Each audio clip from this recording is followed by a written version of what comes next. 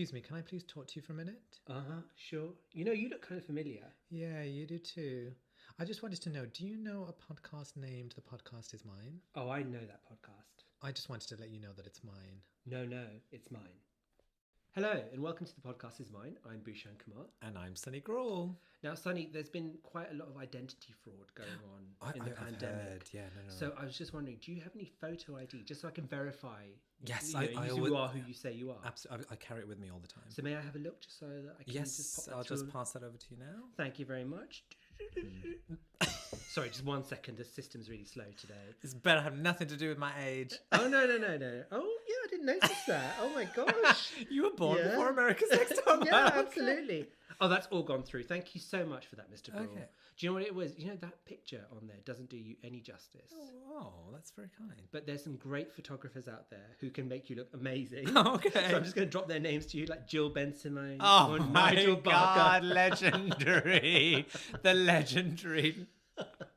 Oh, God. But, you know, today's episode, I'm genuinely not kidding. I'm so excited about it. It's been one of the ones. You know when we first conceived this podcast in the park? Yes. Can you believe that was over a year ago? Over a year ago. And like this is one of the episodes that was one of the first things that came to my mind. Yeah. So today it's a personal ambition being fulfilled, which I'm very, very bitch laughing. Just because I dissed your coffee ID. I ain't telling you those photographers at all. You know, you can stick with that photo that doesn't do you justice. It was a man in the post office. But anyway, do you want go. to know what the Destiny's Child song is for today? I didn't even think. Yeah, tell me, please. We're all eagerly awaiting. Well, Twitter has already gone into meltdown over it. Again. So all I can say is, ladies, leave your man at home. And all Jump you fellas, leave a girl with her friends. Exactly, because... And what is the next lyric? Because I never... So, ladies, leave your man at home. The club is full of ballers and your pockets are grown. And all you fellas... What was that bit? Yeah, that's a bit... Their pockets full of what? I never really... We should look it up. Because it's like kind of like... what's the other song? It's like Bugaboo, Break My Knee So I Can Move, where it's like... Break My Leash. Lease. Oh, I thought it was break my leash so I can move. So what are you saying? He's got her she's tied a bitch. up. Oh my God, it's not bondage. Oh, I thought it was honestly. that she was a bitch. No, it's break my lease so I can move. So yeah, because the girls are so responsible, they don't want to just like leave their landlord in the lurch. They want their deposit back. They want that deposit back, exactly. So like, you know, people to pay the bills. I mean, it's all connected. It's all synchronicity, I'm telling you, which as I discussed last week. Speaking of synchronicity, it is time for the secret diary of his own one ho. Okay, shall I open it up? Yes, please. Okay. You know what to do. It's your fingerprint it responds to. I keep wiping. I'm very OCD today. I've just noticed I keep cleaning the diary of his own one ho. I know. Well, you can clean it all you want. Sorry, I just needed it'll to never be clean. I was going to say, not after what I've been watching on it. Well, actually, funny you speak of watching. So, you know, on the podcast this season, we've spoken about quite a few big TV moments, haven't we? So remember in episode 2, our Destiny's Child rundown of the writings on the wall. Yeah. We spoke about It's a Sin. Do you remember? Was that this season we talked about that? Yeah. Wow. And then we talked about Harry and Meghan's Oprah interview. That was the biggest spectacle of the year, to be honest. Exactly. In our colorism episode. And today we are talking about this show which has taken everybody by surprise. So this is... what are you going to say? This is Squid Game on Netflix.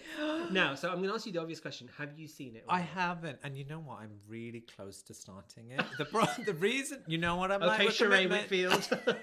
I was going to throw it bash and show me no bash. I was really close to starting the other day and it was quite late and I thought, look, subtitles, I need to be paying attention. I can't multitask because what I do is when I watch things like Below Deck and whatever else, you do other stuff at the same time because you don't need to look at the screen. You just kind of hear it and you're like, you're fine. But Squid Game, I want to pay attention. I need to know what's happening. You second screen your porn while you're watching Below Deck and Real Housewives. Exactly. Well, Two screens, I'm never touching that diary again, let me tell you. So just for your benefit and for those who... no spoilers. For the other 2 people who haven't seen it. Apparently it's Netflix's most watched show, overtaking Bridgerton, thank God. I still haven't seen that. Oh, don't bother, honestly. Why was that so popular? Exactly. Well, that was a rhetorical question. Actually, Regé Jean, sorry, I can't remember his name. I think I googled him earlier. You told me about him. Yeah, so he was the reason to watch. He was very, very good, and there were some good moments in it. But overall, as a series, talking about Bridgerton here. I don't know. I didn't get the hype behind it either. Okay. But series 2 looks more interesting. Okay. Because there's a character from second. Yes, they're doing a second season, and there's a actor from Sex Education, which I know you haven't watched either. No, I'm on episode 2 now. Are you on episode 2 now? Yeah, so I watched the episode where there's a little exercise to train people on how to give fellatio. Yes, with a banana. Well, fantastic. Well, I'm glad you started on that. So there's going to be a character from that who's going to be in Bridgerton season 2. From the first season? No. So this is a new character they're bringing in. Okay, fine. So that should be a bit more exciting. But coming back to Squid Game... Sorry, we love a tangent. We are honestly, darting up like fireworks. Honestly, we will never go A to B, will we? We will go A, Z, Y, X, W, Z. We will get there, but we don't like to rush. We just, like we said, ladies, leave your man at home. Oh, yeah. Fellas, Pockets leave your girl with their friends. And we will find out what that lyric is as well. We're going to find it. So, Squid Game is a Korean drama. Yes. And it's about these people who are in debt. And they're paying for a large cash sum, and they're playing childhood games. And the twist here is that if they don't win the game, they die. Wow! And that's all I want to tell you. Okay, perfect. But it's such a great show. It resonated. It's just so well written. It's so sharply written. It's so sharply observed. Wow, okay. There's lots of interesting moments, and the production is amazing. And I can see why it's done, and why it's done so well. And what's really interesting is the writer actually has been pitching it for the last 10 years. And that was the reason it hadn't come through then? For what, I'm not sure actually, to be honest. Like the commissioners just kept overlooking it for whatever reason. But now, obviously its time was meant to be for now, because there's a lot of parallels between what the world have gone through in the past 2 years. So the pandemic and the disparity in wealth and, debt problems and societal problems. And that, a lot of that is reflected in the show. So it's a very good show, and I highly, highly recommend it. And if you have seen it, please do let us know on our socials. Please. Because I would like to discuss the last 20 minutes with you. And I will get there. You will get there. You'll get there. But I want to know... 2020 never. Exactly. But 2023 or something.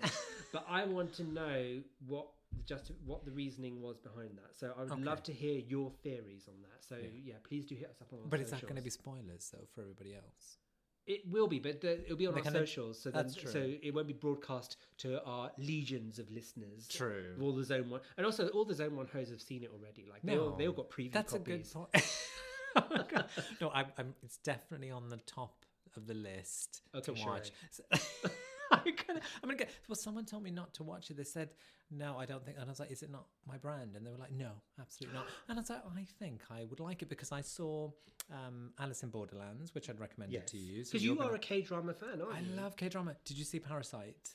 I haven't seen Parasites. I'm sure you have Amazon Prime now. Yes. So you need to watch. Oh, did you give me your login? I don't think you you told me someone else did. They did. One of our favourites did. One of our gold stars. Maya, we love you. Thank you. Love you. But yes, you need to watch Parasites because that is another Korean drama. It's a Korean film. It's a Korean film. Sorry, it's brilliant. Oscar winning. Yeah, Oscar winning. It was. Is it one of the first that got Best Picture? That's I think foreign. So. Yeah. Yeah, it's not in English. Absolutely incredible. The writing is again brilliant. So I imagine it's probably in that kind of vein. Yes. But Alice in Borderlands was actually a Japanese TV show, and it's again. I won't give any spoilers, but watch that. It's probably in the same kind of genre as this, and it was brilliant. Exciting. And K-drama has actually been something a lot of Bollywood fans have actually migrated over to K-drama. So it's been something I've been meaning to do for a long time. So I will definitely do that. Yeah. Well, I think, for now, so Squid Game is on Netflix, and hopefully Sunny will watch it sometime soon so we can discuss Maybe season 3. Maybe season. We could do a little deep dive into it. Oh, well, we'll see. But for now, if you want to close that tab. I'm going to close. And now it's time for our feature presentation. Reading is one of those pastimes that can truly transport anyone into another world, no matter where you are. Whether you are an occasional reader or a straight-up bookworm, the power of a good book stays with you forever. Now, at the end of our very first TPIM episode, Sunny kindly surprised me and gifted me the epic tome that is Modelland by Tyra Banks. And we've always said on the manifesto that we were going to review it. And dear listeners, that time has come. But we are going to make you wait a little bit more, because before we do that, are in another world first for the first time in TPIM history. This season we are doing a lot of firsts, aren't we? We are loads. We're record breaking records. Welcome to the inaugural edition of Bhushan's Book Club, BBC. And not that one. News Corporation, and not the other one, not the OnlyFans one. Definitely the OnlyFans one. Bhushan's Book Club, okay, and not BB either, not Basic Bitch either. Bhushan's Book Club. You say it in full. You say my name. You know, I want to make sure no one else is around you. I love it. Oh goodness me! Yes, no, I'm so excited to enter the book club. Do you know what? Like a bell, Beauty and the Beast. I was just missing all the sex toys. It's like, come on, Beast, give me something good. I want these books. She is so shady when she goes into that bookstore. She's like, oh, I've read it already. And he's like, oh, well, then why didn't you take this one? And it's like, oh, you can have it because you've read it so much. She's like, no, bitch, pay for it. Why sheep eat the page as well? Like, it's not a library, it's a bookshop. You know, you should be buying the books or kind of like exchanging. Belle is a thief. Belle? We didn't notice that right at the beginning. She is a colonizer, like, and then she goes. You know, he tells her, "Don't go to the West Wing." Where does she go? Straight to the West Wing. Why does she have an American accent in France? And why has she only got one dress? I mean, talk about normcore. What a basic bitch.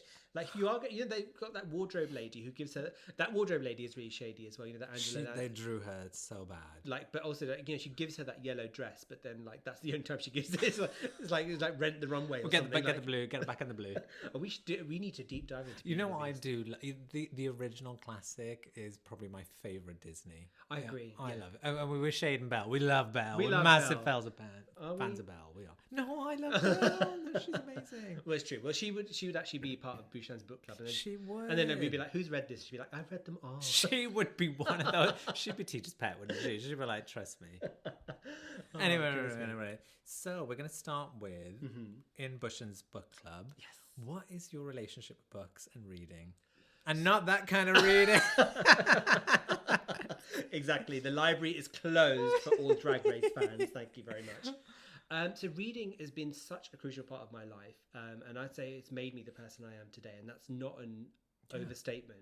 It's very, very true. So as everyone knows, I grew up in central London. Oh, God. And who was born in the same hospital as me, remember?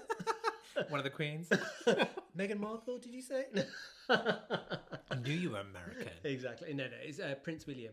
But just for anyone who's just joining us, like, on this episode. God. You'll hear it again later.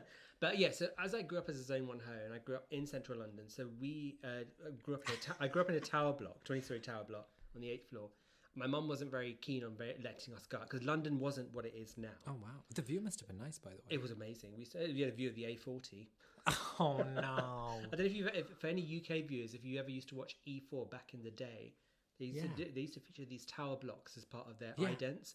Honey, that was my tower block. That was the tower block? Mm-hmm. Did you ever take a picture of it? Or we didn't have camera phones back then. In that time, it just wasn't something that really occurred to us in that time. But so yeah, we lived on the 8th floor. So my mum wasn't very keen on us going out and playing and stuff. But the one thing we were allowed to do was to kind of go to the local library. Oh. So the local library really was like a community hub at that time. So before the era of Mumsnet and all the, you know, Mumsnet. Do you not know about Mumsnet? So you know, it's where new mums can talk to each other and. You know, they talk about and share tips and all kinds of things. Well, no, this is the thing. WhatsApp, Mumsnet, all these kind of groups kind of stemmed from things like that. But back in that time, there was not like coffee shops everywhere. There was not really safe spaces where women and children could go, you know, apart from the schools were like one place, but the library was like another place where we could all go and like, you know, it was just a safe space. Like, you know, it was clean, it was dry, it was warm, and like, you know, the children would be engaged there and the mums could like talk and and also like there was a couple of times actually it was quite scary when sometimes like the mums would get followed by men and like into the library. Well, no, they'd be followed, like they'd be walking home and like there'd be like, so there was always that kind of like people hanging around and following it. Like I said, London wasn't what it is now. Not back in the 70s. Did you see? I was like, fuck you, about 70s. It was 1894. Thank you very much. No, I'm talking about the 80s London. Yes, I'm talking about 1980s London. I'm not ashamed of my age. No, 21 plus 2. 21 plus 1. But anyway, so going to the local library, we had like an amazing librarian there called Mrs. Kiru. So she was from Sri Lanka, and she was an amazing lady. Like her outfit was like kind of like she predicted fashion before it happened. Like she always wore a sari, even in the coldest winter.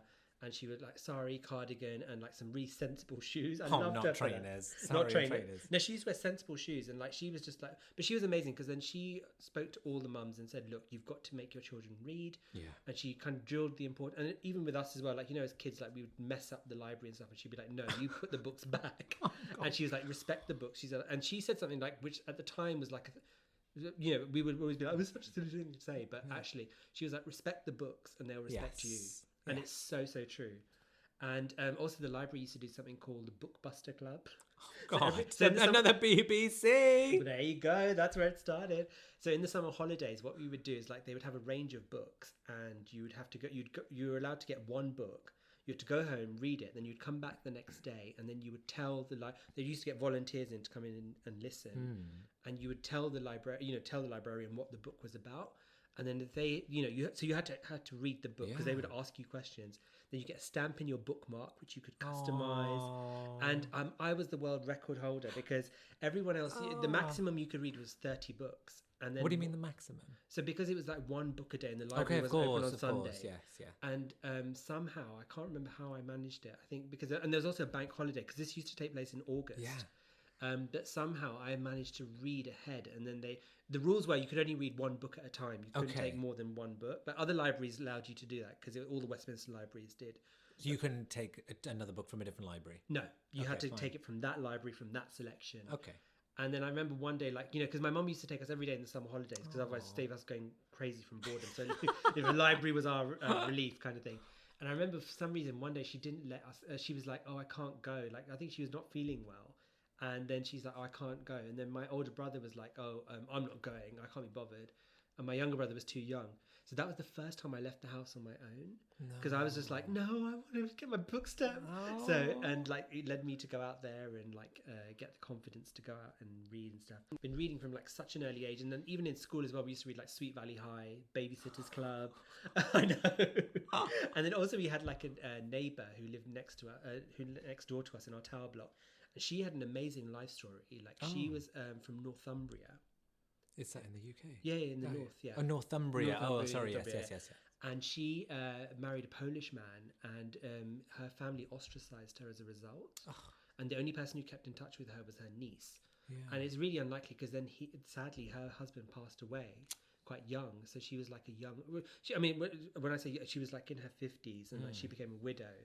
And like we moved in, like, you know, soon after he had passed away, next door to her. Yeah. And then her and my mum struck up a really unlikely friendship because it's amazing because just thinking about it, like, you know, my mum was from like had such a different life, and this lady had such a different life as well. And they connected, even though there's nothing really obvious in common. Yeah. And like also because the language barrier as well, because my mum's English wasn't as proficient as it is now. Yeah. But she would talk to us kids, and again, she was another person who encouraged me to read. Really? And like, you know, she would always be like, "Oh, what are you reading at the moment? Yeah. Tell me about the book." And she would tell us about the books that she read as well. Yeah. And then like also the few times we were allowed to go to her house, because like obviously we were little shits, we would like destroy everything. But when we got to her house, and I remember she had the most beautiful bookshelf, and she had loads of beautiful books on there. Aww. And that taught me in my head, like I was always like, you know, I must respect my books. I want to keep them somewhere where I can display them and read them nicely. And so reading has always been like, and I've always had a book on the go, and it's just been a great thing for me to kind of slip into. So books have always, my relationship with books is just kind of like a lifelong love. And you know, whenever I go solo traveling as well, I always have a book with me because, you know, if there's a flight delay, or even like if you're eating on your own, like first I used to be like, "Oh, that's so rude if I sit there and read on my own." I was like, "Who's going to check me?" Do you know what is wrong with reading, and that you would do that at home? What's at home, exactly. Yeah. And then so when I was traveling on my own, it's wonderful to just take my book with me and then just read. And then when the food comes, you know, you can read and carry on eating and reading. And it's just I just love doing it. So books have played such a huge like kind of part in my life, and I just love them to bits. And basically I je suis Belle. You are Belle. Je suis Belle. Oh my God, I'm the total beast. Yours are all packed away in the West Wing. I was like, what? I'll give mine away one day. I'll be like, here, have all these freebies. I mean, that's such a nice story to hear as well, in terms of like that completely makes sense based on the relationship I know you have with reading. Because it was, with me, I've never really been a big reader. At school, yes, because we were forced to. But then I'm thinking in my personal time, it was never something that really gave me a lot of joy. And maybe it's because I didn't read the right things or have the right kind of reinforcement, because I think that's really critical. And that's one thing I tend to do a lot with my niece now, because she loves reading. Buy her a lot of books. And I think having someone positively reinforce that. I mean, I'm not saying that if you don't read, you can't be successful in life, but it's such a nice way to kind of pass your time. And it's a form of meditation, I think. Yes. Because it helps you focus. And this is one of the things that my attention span is incredibly short. No, really? How rude. What are we talking about here? Yeah, exactly. And I think it does encourage you to really focus for pleasure rather than thinking at work. It's different, isn't it? When you're reading for work, it's your job. You have to, absorb information, and it's not always that exciting and interesting. Whereas for personal pleasure, when I read, it would always feel a little bit like, oh, now I'm thinking of, I don't know, doing something in the house or going out or on holiday. I see so many people around the pool. I remember when I just got back from my trip recently as well. I just thought, oh my God, I was like, I just need to get this energy out. And I thought, you have to find something that you're really passionate about to read. And we're going to talk about that today. We're coming to that. But yeah, so I suppose I never really had that relationship with books, even though growing up I did study English literature as well for A-level. So that's as far as I got in terms of probably reading something really good in terms of quality. But thereafter, not a massive reader. I think the last thing I did read, which I'm so shocked by, is The Book of Dust, which I don't know why I don't know why I read that when I'd not even read the prequel. I know. No, that was a prequel. I was like, I haven't even read, what is it? His Dark Materials. His Dark Materials. I was like, it's very good, His Dark Materials. It is, but they turned that into a BBC documentary. Well, that's as well. a rare example of when a book adaptation has gone very well. Yeah. And what was great is because I'd read all the trilogy. The trilogy. And he reads. Trilogy, exactly. I read, but I can't pronounce my words. The trilogy. It was great because then watching the drama, it was interesting to see what they kept in, what they'd taken out. Yeah. And there's also, like, when they do book adaptations, there's a lot that they have to, obviously for time, they have to skip a lot. So it's interesting to have that back. I imagine people watching Game of Thrones, which you haven't seen. Or read.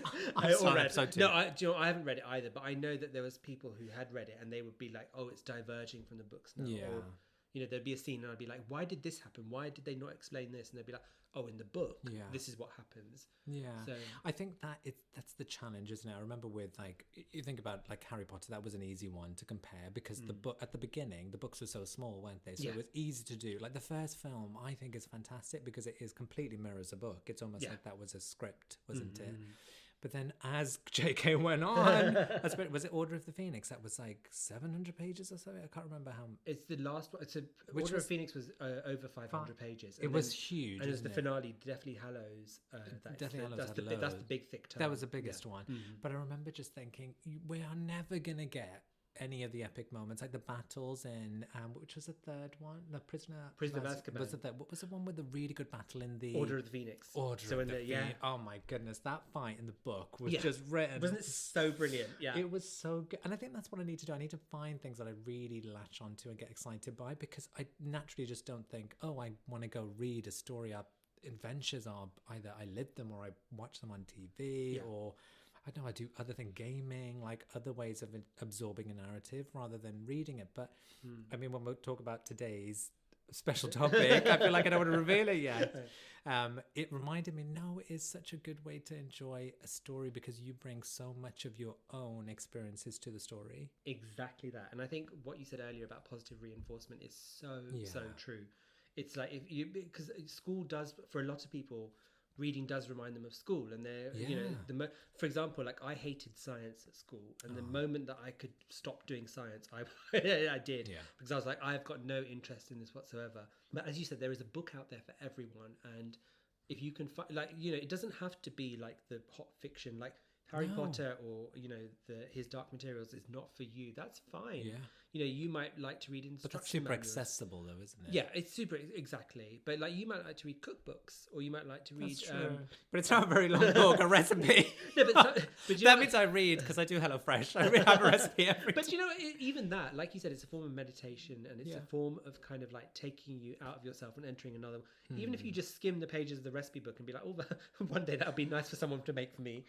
It's just still a thing to do, There's articles that you can read. There's other magazines, there's things. Yeah. Exactly, and also I think as well, like I have to have a physical book in my hands. I can't do the Kindle. That, yeah. Like I think a Kindle. Like, I can understand the convenience and practicality of a Kindle, but I just love having like, I had a friend, sadly, who passed away, but he used to call me Carrie Bradshaw, my drag queen friend.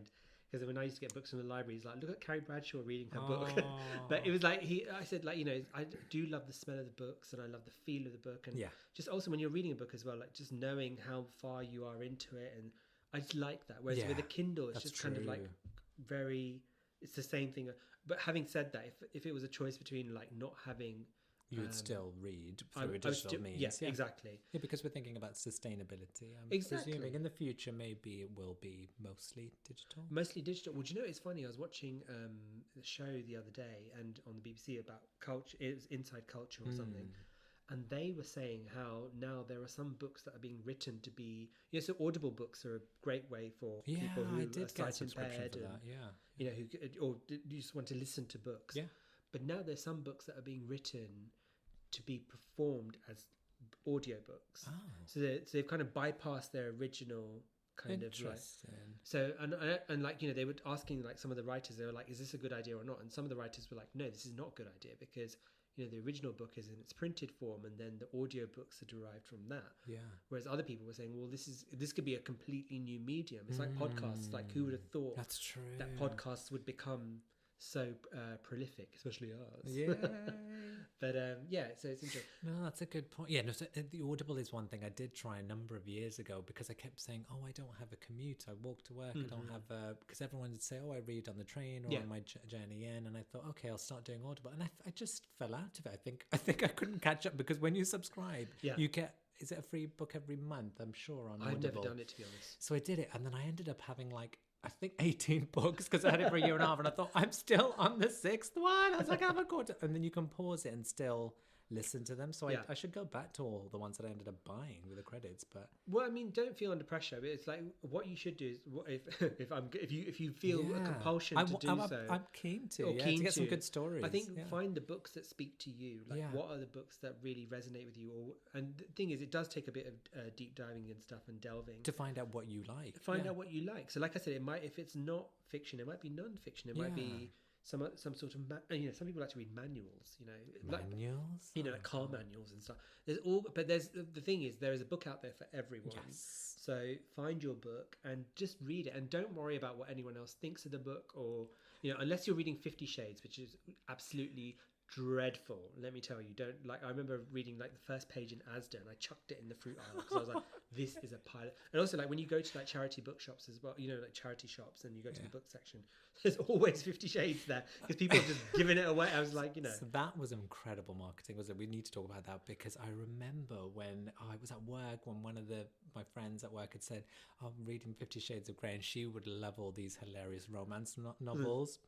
Oh my God, there's just a connection that I've just made to something else that we're going to be talking about. Tyra Banks, America's Next Top Model. Remember the episode where they had Fabio, who did Grace as a cover of all the romance novels? Mills and Boons, yeah. So she was telling me about this romance novel she was reading, and I just thought, oh, it's going to be some Danielle Steele crap. I used to read Danielle Steele. Did you? So me and our neighbour used to talk about Danielle Steele. Oh my God, Danielle Steele was so funny, because like, what was really funny about Danielle Steele is because like it was always like very adult, and I was so my reading age was really advanced. No one should be surprised. And, so at the age of 10, I was reading Danielle Steele, and then like, when like they describe the sex, and like obviously now I realise it was written with the female gaze in mind. Like, in the sense that, like, but when I thought you meant the female gaze. No, not lesbians, as in GAZE. Okay. And that's another point. Reading also extends your vocabulary like nothing. Oh, absolutely. Like, I remember, like, my English teacher used to say to me, read books, read newspapers, read magazines, read as much as you can, and then you will learn lots of different words. Obviously, you can't pronounce them like trililology. No, but it helps you become more articulate. It becomes articulate, and also you understand. Like I remember, once again, we're doing our A round B. Let's enjoy that trip to B by going by Z. I remember there was like I was once in a really important meeting with all these lawyers, and one of the lawyers was like, "Oh, can you truncate that for me?" Truncate. And I didn't know what truncate meant at the time, so I was just like, "Oh my god, he's just talking about farting," and really important to me. What truncate was like, you truncate, what? like, you know. How old were you? And then I looked. How dare you? I was in my mid-20s. Oh, you didn't know what truncate? I did. It wasn't a word that I'd really come across. True. Why would you? Yeah. But then after that, and then like suddenly, like when I learned what it meant, and it was really hilarious because I told one of the other lawyers, and she was like cracking up. And every time she said it, she said, "Bhushan, if you feel like you need to truncate, go outside." Trumpet. I think you might have misinterpreted it to be trumpet. But then every time I'd see the word truncate, it always reminds me. Oh, that's cute. It's a nice trigger. I remember I can't remember what it was that we read once. I literally, it was when we were at school. I was going through the dictionary. I was like, I'm just going to learn all these crazy words I didn't know. And I remember going into school once, and I was just writing for my English teacher all these words that just didn't fit together in a sentence. And she was just like, "So you really need to know the meaning of them in full and the context rather than mashing them all together in one sentence." I was like, I just wanted to prove I could use the word hemoglobin in a sentence. I was so happy. I was like, oh my God, I'm in junior school. I can use the word hemoglobin. But you know, it's so funny when you were talking about 50 Shades, because Twilight as well, both of them started as fan fiction. And they were also self-published as well. Were they? And I definitely know 50 Shades was self-published. And it had to have been. No one proved that. Exactly. But the thing is, like, that's people who've read books and, you know, kind of like they've taken it, you know, created their own world. And in a way, that's what, you know, that transphobe J.K. Rowling did, and what Philip Pullman has done, and everybody else. So it's interesting, that kind of offshoot of, like, you know, reading that. It kind of it kind of gives you the confidence to go out and do something of your own. And there shouldn't be any I know we were joking about Danielle Steele and 50 Shades of Grey. If that's what people want to read, they can read whatever they want to read. And it was funny that how it was word of mouth that really was an incredible snowball for that to be such a huge book, and look what it ended up becoming in terms of a franchise through the movies. But I was just like so surprised by the obsession, and then it just made me think, I read excerpts of it and I just thought, this is drivel, isn't it? But I almost feel like it's fun to read drivel. But before we get on to the drivel, let's talk about I just want to make quickly one more point. Go on, please do, on a very serious note as well, we are very privileged to be able to read, because if you think of those people who are illiterate or who didn't get the chance to learn, or for some reason aren't able to, or not able to, and you know, the one thing they would love to, because if you think about it, I remember there was also like another TV show where they had adults who couldn't read, and like daily life was a struggle for them. You know, they had to do everything. For example, like even reading road signs, they wouldn't know where to go because they couldn't read the road signs. Like, you know, they knew their own routes and things like that. Or if they got a letter in and they wouldn't know what to do. And it was so amazing watching adult learners learn to read. It was incredible. And like also in prisons as well. Like, you know, when you get prisoners who don't know how to read, and they, you know, I think and it creates a lot of societal issues as well. I mean, that's just a serious that's aside. a good point. I don't even think about that in terms of the ability to read, and maybe there is, you know, from maybe when we were younger as well, there was probably more common for maybe children not to be brought up in a household where maybe English was spoken as much, and they probably had, you know, less ability. And I'm hoping now that even in this day and age, there are children who have literacy problems in this country, in this supposed first world country. That's a good point. There are children who can't read. So like with that in mind, I'd say to our listeners, like, you know, if you are reading Danielle Steele or you want to read 50 Shades of Grey, do it. At least you're reading. Yeah, exactly. At least you've got that privilege to do so. So use it. Don't worry about what. I can't judge anyone. What snobby fashionista next to you with the Birkin bag, which is probably me, is judging you over. But Bhushan, tell me, what is your favourite book before we talk about the fun stuff? Before we get to, because we need to get to that. Yes. So I've obviously, no surprise, I've got loads of favourite books, but the book I've chosen to speak about today is Tiger Eyes by Judy Blume. Okay. So what is it about? Have you ever read it? No, I've not even heard of it. I don't even know why I'm asking. I don't know why you're asking me. Well, no, Judy Blume was a book that I read in my teenage years. Along with the Sweet Valley Highs and Babysitter's Club. And Judy Blume really, she wrote from, she writes from teenage girls in particular, American teenage girls who are our spirit animals. I was going to say, oh my God, I'm going to love this. You would love this. You should read. You know, there's two actual books which I absolutely love. So one is Tiger Eyes. So Tiger Eyes is a lovely story. It's about a girl whose father owns a 7-Eleven, and one night he gets shot, and then she has to move in with her uncle and aunt in a different part of America. Yeah. And her mum kind of like breaks down after like the dad dies. Course, yeah. She's got her younger brother, and she's struggling with her teen, and also like she's starting high school. So there's all these things going on, and then she meets this like mysterious guy called Wolf in the canyon, and she strikes up an unlikely friendship with him.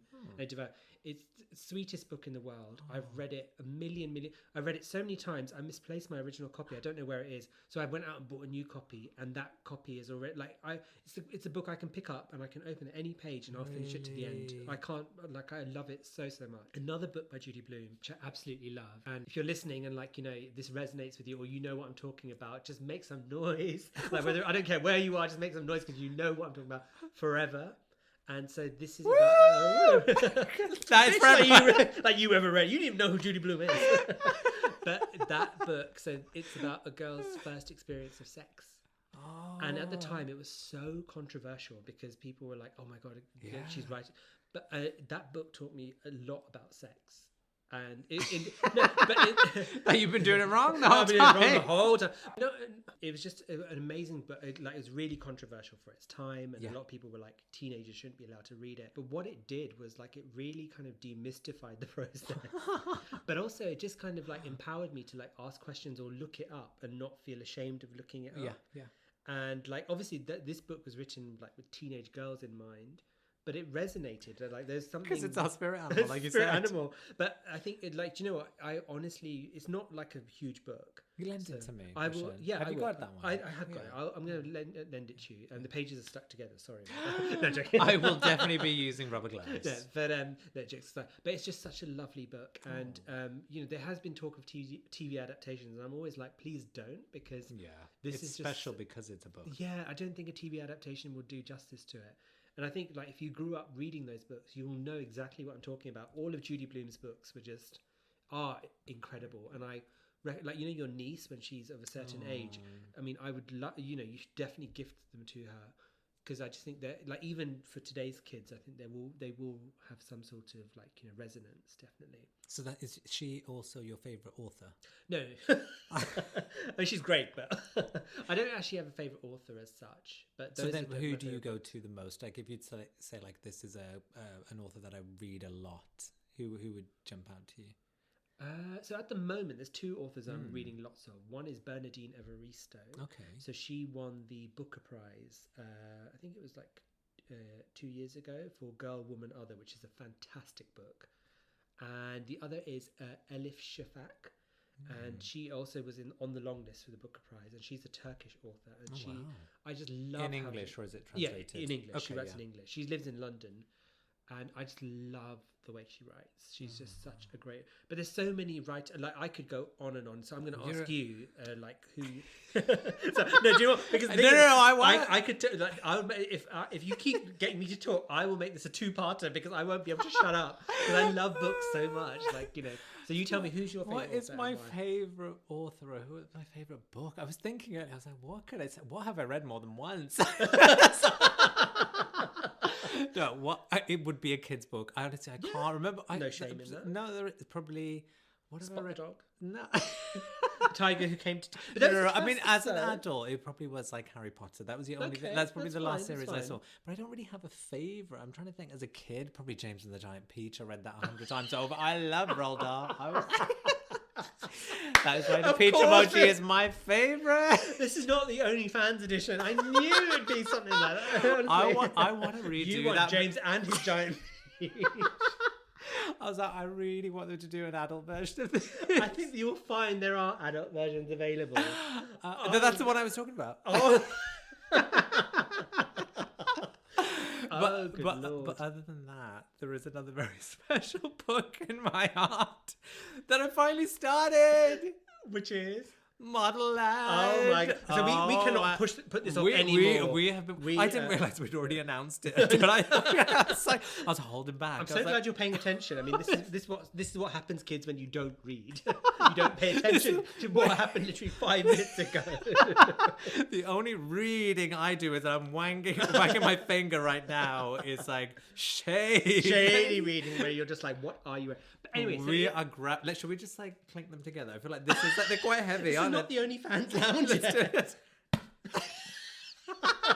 That was a real sound effect. Wow, that is a real book. So just to put this in context for everybody. Please, can you just remind us? Because I wasn't paying attention, so I'm sure there were other people that were. So Modelland is the first work of fiction by supermodel and entrepreneur. How dare you? Tyra Banks, who was the host of America's Next Top Model. So long-time listeners will know that America's Next Top Model bring her up is one all of the time. It's one of the pillars of this podcast. Like, it's so fundamental. And this is a book that was featured in the All-Stars edition of the series. Basically, at the end, Tyra announced that she'd written a book. And there was this whole nonsense about her going to Barnes and Nobles, which is a big bookstore, book chain in America. Yeah. It's like our Waterstones. Exactly, and buying the book. And then, like, I can't remember, she has like this it's all staged. And it's like kind of like, Tyra's on on a tea break and she's just popping to the shops to buy her book. And it's like, why are you buying your own book, you silly cow? Like, But so this book, so you very kindly gifted this to me. I did. So at the end of the I knew you were gonna love it. I just thought I needed to get you the hardback edition. Exactly, and like if I knew how to edit properly, I'd like edit to flashback in, like you do that moment. But I don't know how to, so I'm just going to describe it. So I had no idea Sunny was going to buy this for me, and he is very kind, and I love it and appreciate it. I knew you were gonna love it. And I read it all. And so before we review it, so what I want to do is I want to kind of just read a little bit of the blurb out. Oh my god, it's just so people know what this book is about. Because we still don't know. Exactly. Okay, so here we go. No one gets in without being asked, and with her untamable hair, large forehead, and gawky body, Tuki de la Creme isn't expecting an invitation. Modelland, the exclusive, mysterious place on top of the mountain, never dares to make an appearance in her dreams. Someone has plans for Tuki. Before she can blink her mismatched eyes, Tuki finds herself in the very place every girl in the world obsesses about, and 3 unlikely girls have joined her.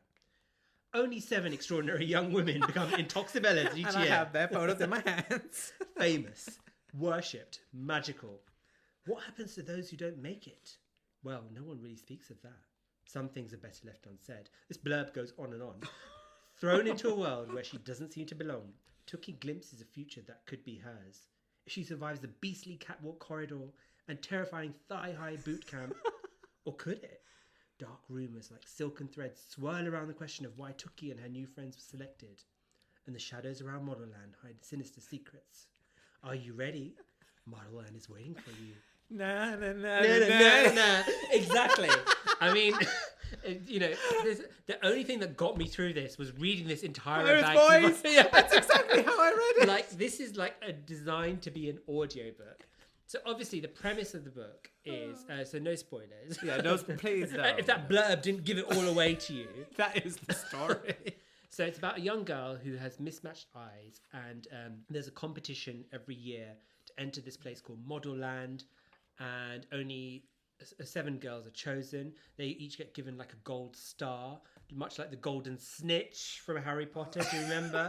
And like Harry Potter gets a letter under the stairs. It's very similar to that setup. Yeah.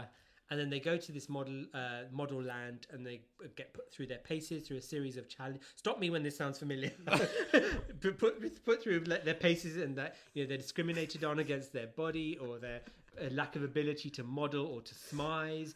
And it was but that was an amazing synopsis, because honestly, that's not even a fifth of the book. Oh my god! So there was a fantastic Goodreads review which I read, and they put it better, because when I first thought about how the hell am I going to describe this to someone who's never read it, and then I just looked at the Goodreads review, and someone was like nailed it as always. Like, God bless YouTube, Reddit, Goodreads, all these places where people are allowed to review just be honest. And just be honest. Remember the in our Super Bowl episode when someone said like the closing ceremony for 2020, or like our all-time favorite. What is Rita Ora? Rita Hora? Rita Hora is Rihanna's Understudy. I mean, like, that's the greatest shade of all time. I know, it's so harsh. So someone said that is like Tyra went to a buffet of books and picked out all the books that she's liked, and that is exactly what. So this has got elements of Harry Potter. Yes, that's The Hunger Games. Yes. It's kind of got Lord of the Rings. It's got Matrix. It's got America's Next Top Model. It's an autobiography because there's like another black model there who gives Tookie a hard time. Where that? Like, who could that be? And like, you know, there's judges and there's like boy models, and it's just yeah. So do you know what? So first of all, so if Tyra is listening to this by any chance, we love it. Do you know what? No, we don't. No. You haven't even read it, bitch. But so I will say this, like, do you know what, Tyra? Well done for writing the book.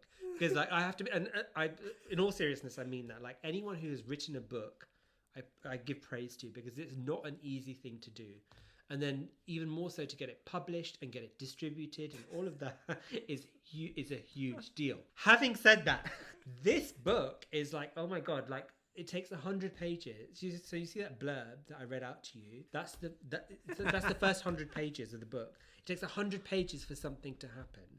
And then it takes another subsequent 100 pages for the next incident to happen.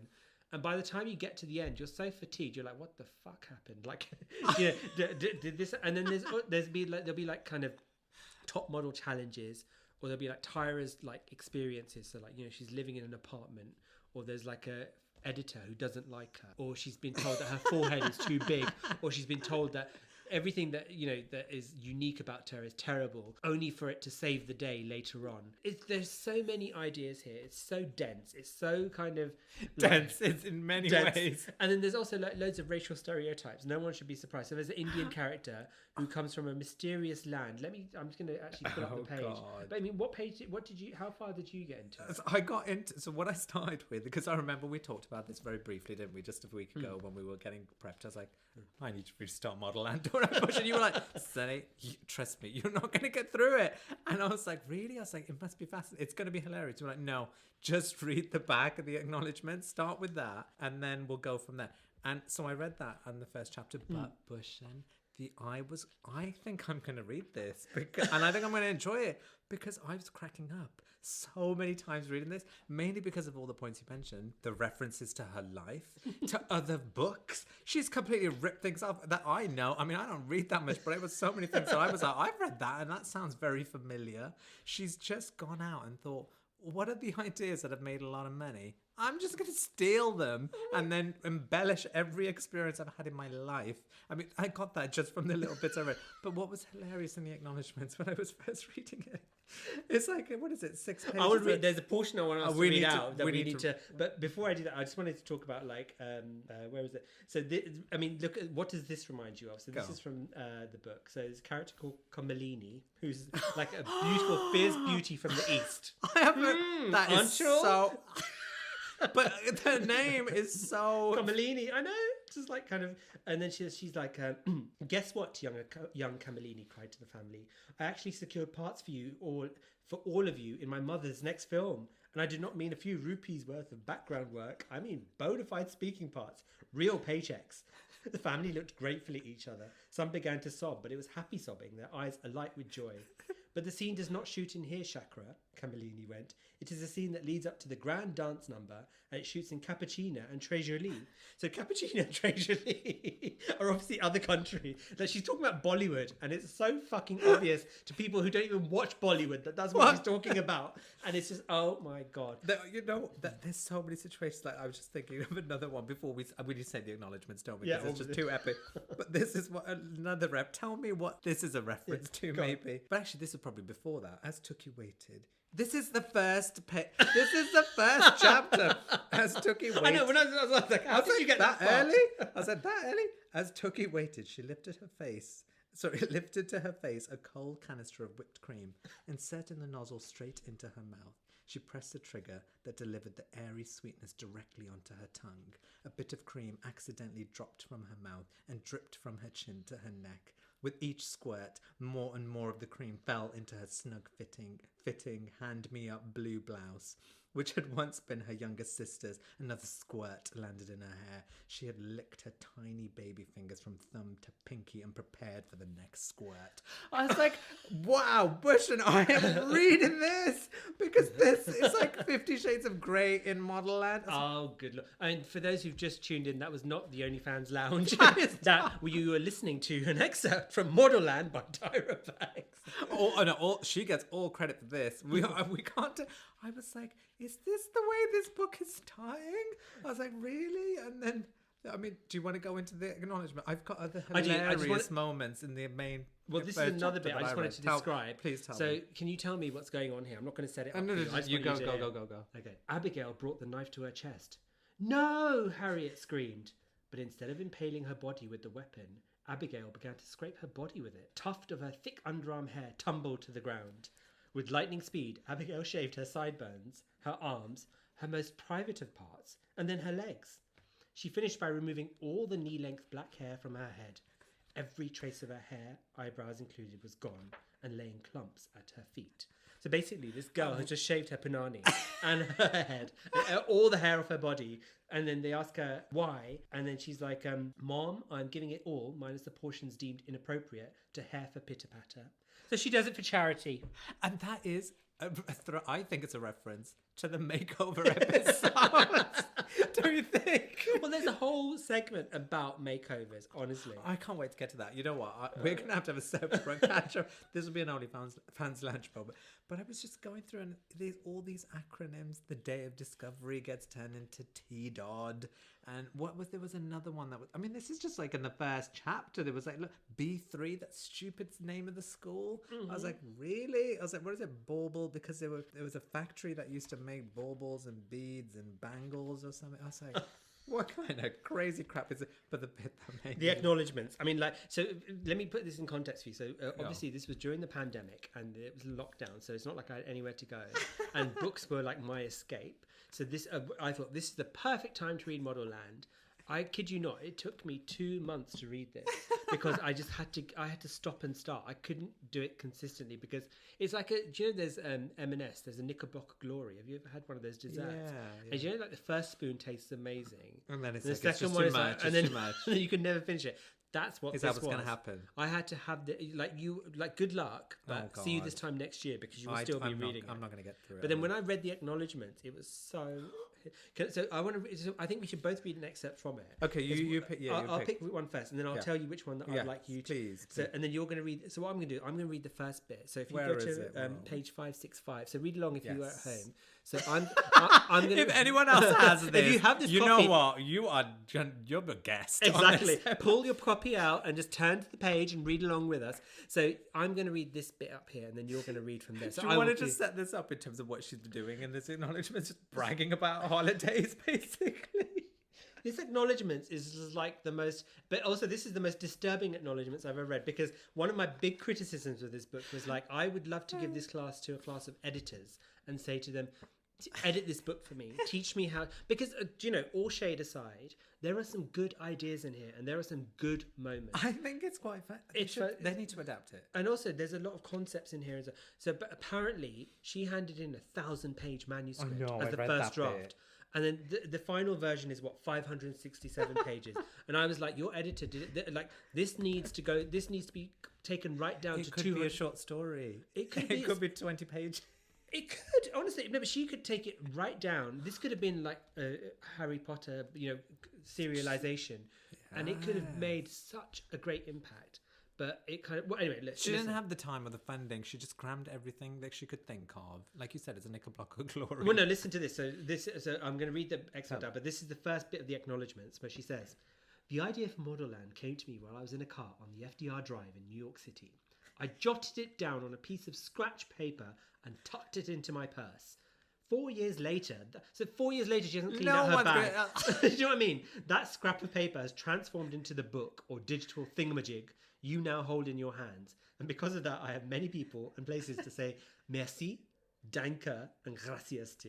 But anyway, listen to this bit, and then you're going to read out the next bit. So, Morocco. The weeks I spent with you produced such superb material. Thank you to the Amagina Resort for your candlelight and to Abdul for the verbena tea you kept pouring at 3 a.m. when I was on a writing roll with insane jet lag. Well, yeah, that rings true throughout the book.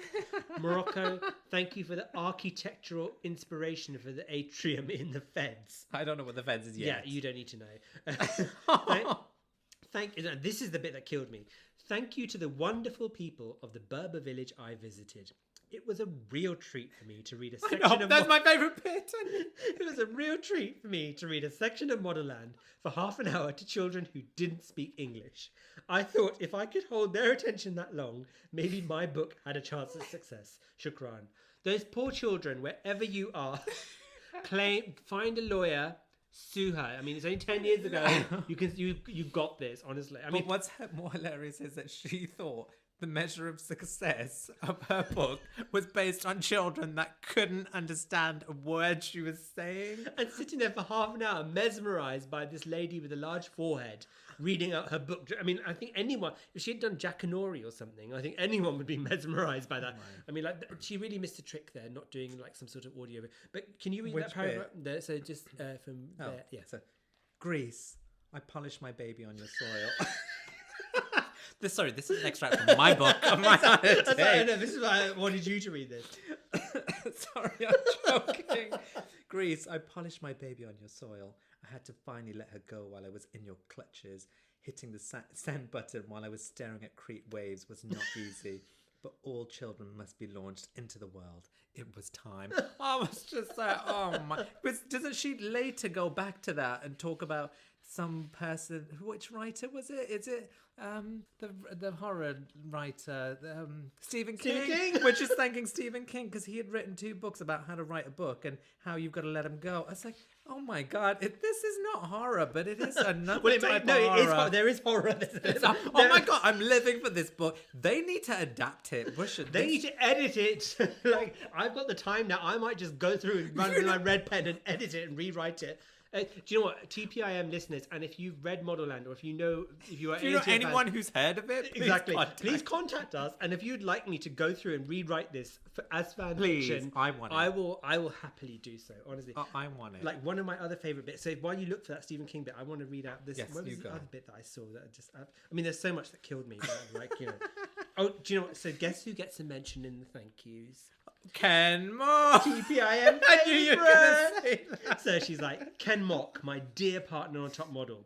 You are an amazing cheerleader and an even more amazing father. And finally, you can visit Modelland and not just in your sleepy awake dreams. But the joke's on Tyra. Well, actually, the joke's on us. No, because that is true. No, but so I was looking into it, and like, so obviously Modelland was meant to open in 2020, and because of the pandemic, the actual Modelland, we need to set it up. We were going to do a field trip, but I've just read today that apparently it's been postponed indefinitely. You know what? You know what I was doing earlier. So if we want to start crowdfunding, like. I was on the website earlier. Oh, the Modelland. It's amazing because you put the link in, yeah, and it was hilarious because most of the FAQs are, what do I do if I've paid for a ticket but I can no longer make it? I was like, no, all sales are fine. No, it was just all about you're not getting out of it. But it's basically any opportunity for them to sell something. Exactly. Well, do you know, that's what this book is. This book is a triumph of marketing.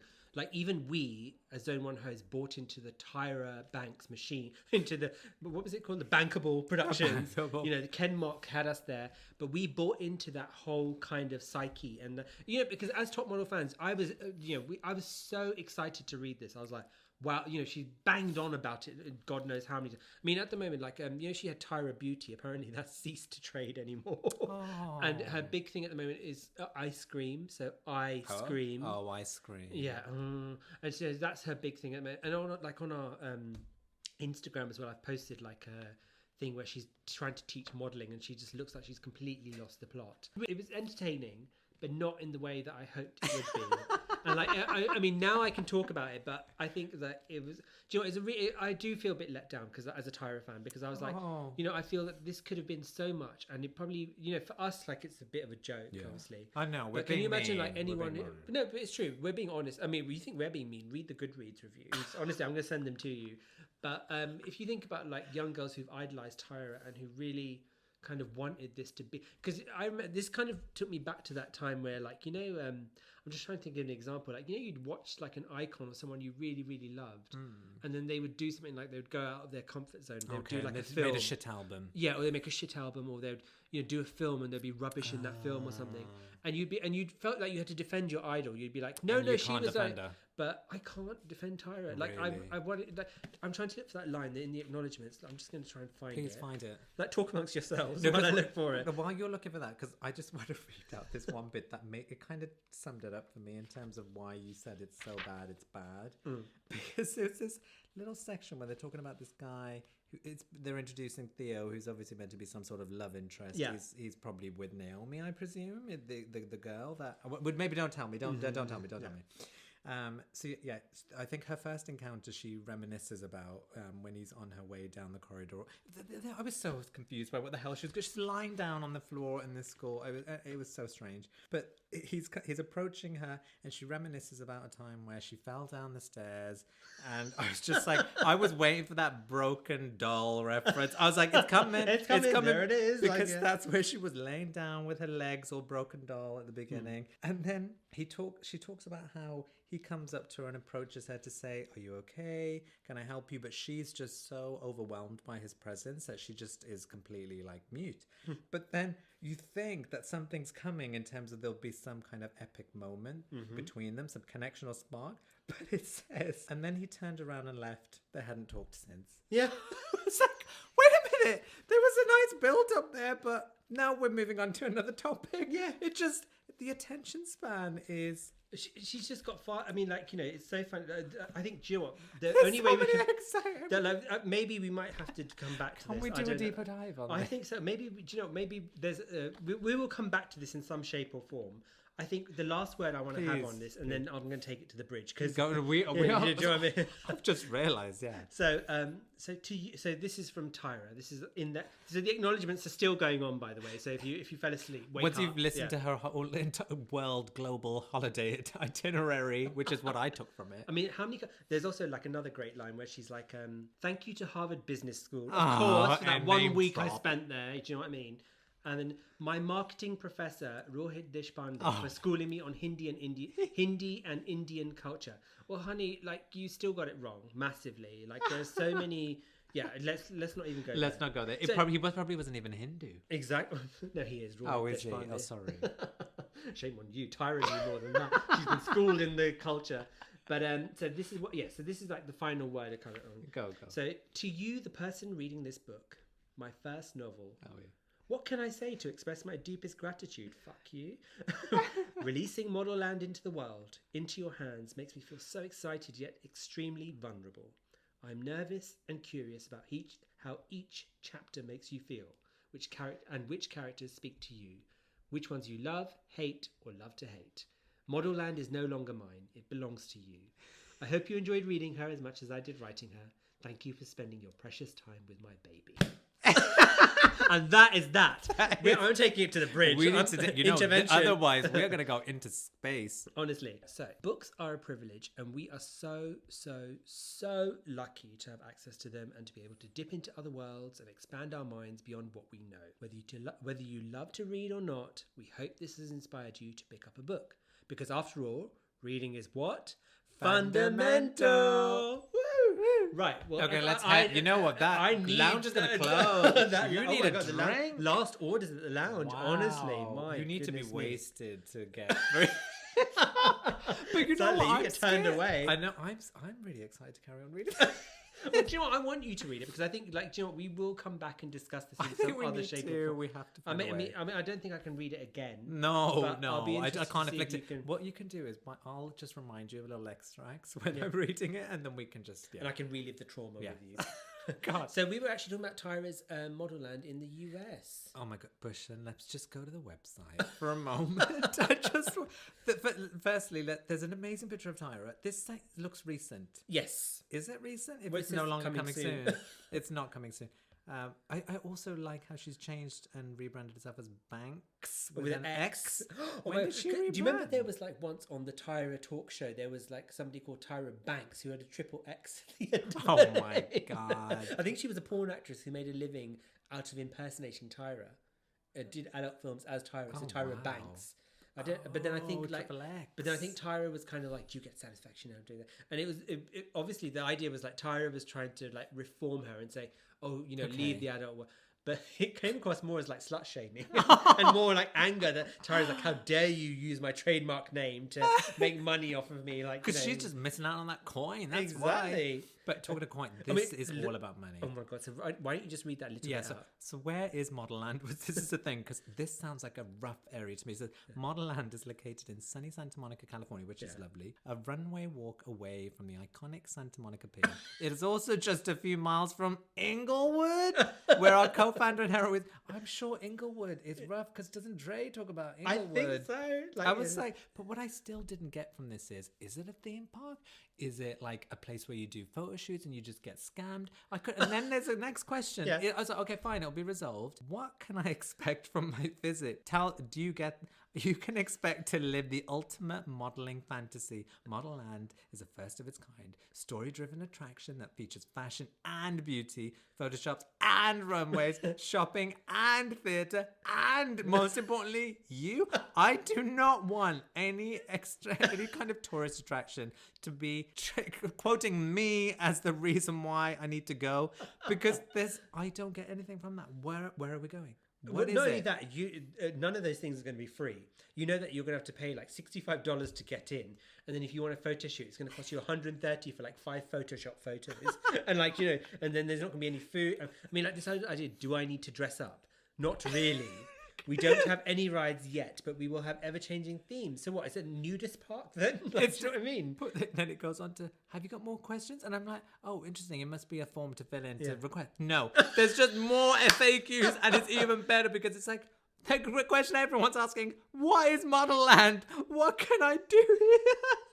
You could expect to live the ultimate modelling fantasy. Modelland is a first of its kind, story-driven attraction. It's the same thing. Look at that, $59 a ticket. Fuck off. I was like, no. Look at that. So look, fantasy and photo shoot, ages 13 on plus. Top, $549. $50. Fashion Friday is free. Do you know what I mean? Pay me £50. You can come into Fashion Friday. $550. Fuck that. Honestly. Membership. You can get a membership. Who wants to go back? That's the thing. Sorry, go back down. What was that? Beauty Model Squad. So that's 4 tickets, general access, and more for $1,600. And the couture is like, I mean, the fucking cheek of this. So the beauty, the regular kind of commercial, you get less, and the couture, you have to pay more. It's a piss take. And the first class photo, like, is this all a parody? That's what I want to know. You know what? There's a number here. I should get my work phone out and we should dial this up. We're going to do that. I feel we should do. You remember Watchdog back in the day? Like, when Anne Robinson was exposing I feel we need to do an expose on this. Well, the thing is, haven't they shut the business down? Well, apparently it's indefinitely postponed. But when it does open... Can we do this one last question? Will I get to meet Tyra? Do you think they answer this question before I read the answer? Well, I bet she's like wandering around, like probably like, like you imagine her standing there as a statue and people are like, oh, that looks like Tyra. And she'd be like, oh, I'm here. And then everybody like, your granddad, someone having a heart attack. Well, it was just leading on from your question about Watchdog.